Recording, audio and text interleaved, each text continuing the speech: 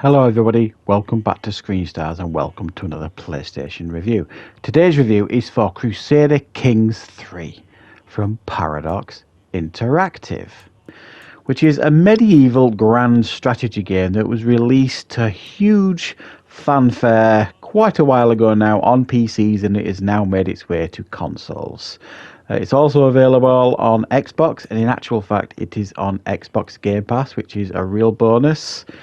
Right, Crusader Kings 3, what can you expect from this? Well, that really will depend on what your thoughts are towards grand strategy games. If you enjoy grand strategy games, have you played Solaris, games like that, then you are likely to be, well, firstly, you will know probably about this game and you've probably been looking forward to it. And if you're not into grand strategy games and games like Stellaris and things like that, then this isn't probably going to be a game that is going to convert you. Now, we'll do a little bit of housekeeping first in regards to what are the early options in this game. And there are quite a few, in a sense of you can play in like six different periods, and 6 different regions type of thing, with 30 different rulers. And they're all kind of set in different time periods and things like that, and you could choose whichever ruler you want to start the game as. And it gives you an indication of what kind of game to expect, in a sense of easy, medium, and hard. I would definitely recommend, if you're going to play this game, choosing a scenario on an easy mode first, one of the rulers that is labelled as being easy. Just to get to grips with the game. Now, the game does have a tutorial when you first turn it on, and the game strongly recommends that you take part in the tutorial, which I did. Now, the tutorial is all well and good, but it's all text-based. I was hoping for a little bit more of an intuitive tutorial. It's mostly text-based, and it does go over the basics of the game for you to get a basic grasp of it. But for a game as complex as this, I think they probably could have done a little bit of a better job with the tutorial to explain it a little bit better. Because I'm not going to lie, I've been playing this game pretty much non-stop since it was released, because I'm a big fan of games like this. As you know, guys, if you watch my content, I love strategy games. I definitely enjoy grand strategy games, and I definitely enjoy chilled out games, and this falls into all of those categories. But even after a lot of hours into this game, there are points in this game when you're kind of thinking, what am I doing? Should I be doing something here? And the early parts of this game, when you first go into it, you will be constantly thinking that. You'll be constantly thinking, I should be doing something. Or you'll be constantly thinking, what does this mean? What does that mean? And then eventually, the penny will drop, eventually. And sometimes it's okay just to unpause the game and let it play out. Because you'll make a couple of decisions in the game, whatever they may be, whether it be marrying off one of your children, or negotiating an alliance with a neighbour, or starting a scheme against somebody, or setting up your council members, so on and so forth. All these options you will be doing in the game. Well, then you've got to let that play out. Find out what the consequences are out of a lot of these decisions that you're making, whether you're sending out a marriage proposal, or you're negotiating an alliance, or you're going to war with somebody. You've got to let these things start playing out. So you gotta kind of just take a breath, sit back, and let the game start playing out, and let these decisions take effect. And it's those points in the game when you're waiting for something to happen, where you're constantly thinking, certainly early on in the game, I should be doing something here.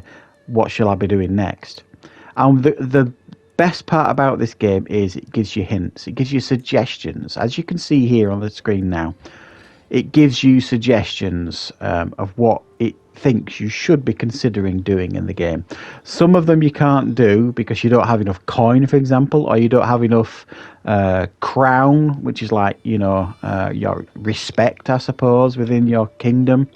But once those get to a certain level, you will be able to do pretty much all those suggestions, like create a new title, or it costs money to pretty much do everything. Go to war, create a new title, expand your kingdom by building something new on your land, whether it be a new castle, whether it be a military camp or farmlands. So my suggestion to you early on in this game is focus on coin. Crown and coin, trying to get them up as much as you can, because you pretty much need both of them to do anything of any real impact on the game. You're definitely going to need both of them. So there is a multiplayer option as well. I forgot to mention almost. There is a multiplayer option, but you do need to be create like a Paradox account to play in the multiplayer thing. I'll be honest, guys, I haven't tried the multiplayer thing. I've just been too engrossed in the single player version of the game. You can choose different paths for your character as well, your ruler. You can choose like diplomacy. Do you want your ruler to be diplomatic? Martial, which means do you want them to be like war-based and military-based? Stewardship, intrigue, and learning. And each of those that you choose come with their own perks that you unlock periodically. And so it's got like each of those different paths comes with its own individual skill tree as well. You can get married in the game, have children, and you're going to need heirs to continue your legacy, because this game continues. You know, once you initially die, one of your heirs will take over, and it will continue. The game will only really end if you've got nobody to continue your line. So you've got to kind of have children, have grandchildren, all this kind of stuff to continue your legacy and continue your reign.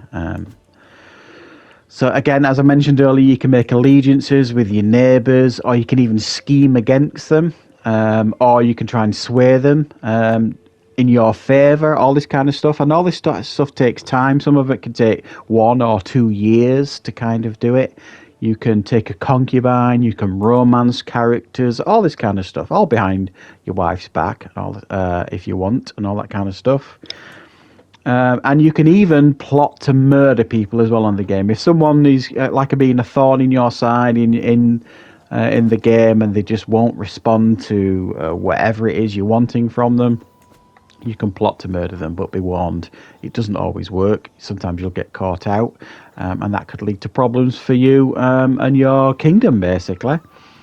Obviously, there's armies involved as well, so you've got to balance your armies. You can invite champions to become part of your court as well, and all this kind of stuff. So you've got to balance it all, everything, by making sure you've got a strong enough army to defend you, or if you get called to war by one of your neighbours or alliances, then you can choose whether you're going to agree and go to war with them, or decline it. But either way, you're going to need a strong army in order to defend your borders and this kind of stuff. You also get on the spot like cuff decisions that come up on. They give you like immediate choices, and these can range from, there might be one of your children, and you could choose to either back something up and make them a better person, or make another choice that will send them down the wrong path. Or you can go to like feasts and make choices when you go to these feasts that might help you get on better with that ruler, or make them dislike you more.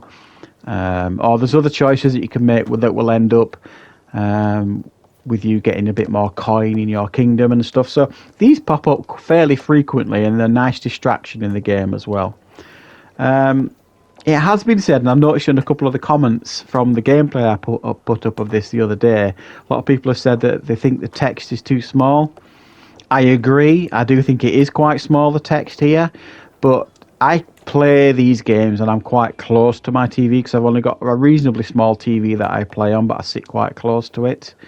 So I've actually been able to see everything okay. But if you like to play these sort of games and sit at some distance away, then yes, the text is going to be a problem in regards to being able to see it clearly. And there is a lot of text here that you're going to need to read, because you're constantly getting like hints and reminders of all this kind of stuff that has been going on in the game.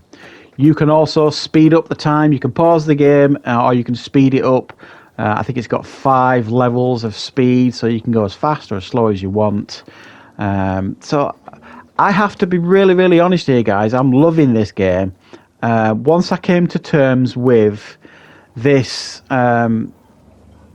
this feeling that, oh, I should be doing something, and sometimes you don't need to be doing anything.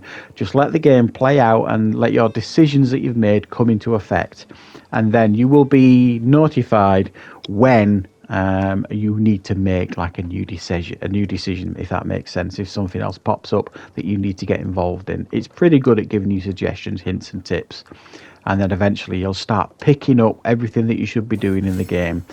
Yes, it's quite complex. If you're not a fan of grand strategy games, this probably isn't going to win you over.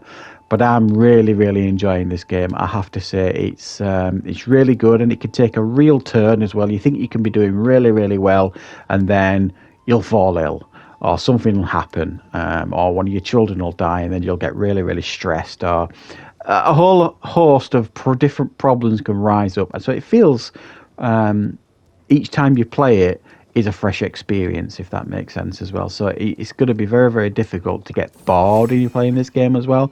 I certainly haven't been bored at all yet playing this game. I'm really, really enjoying it. I think it's definitely going to be one of my favourite games of the year. So I strongly recommend this one, guys, and I'm going to give it a 9 out of 10. So thank you very much for watching. I do hope you've enjoyed this review. If you have, please click the like button. If you're new to the channel, please consider subscribing. And of course, I'll be back with loads more reviews and content on the channel very, very soon.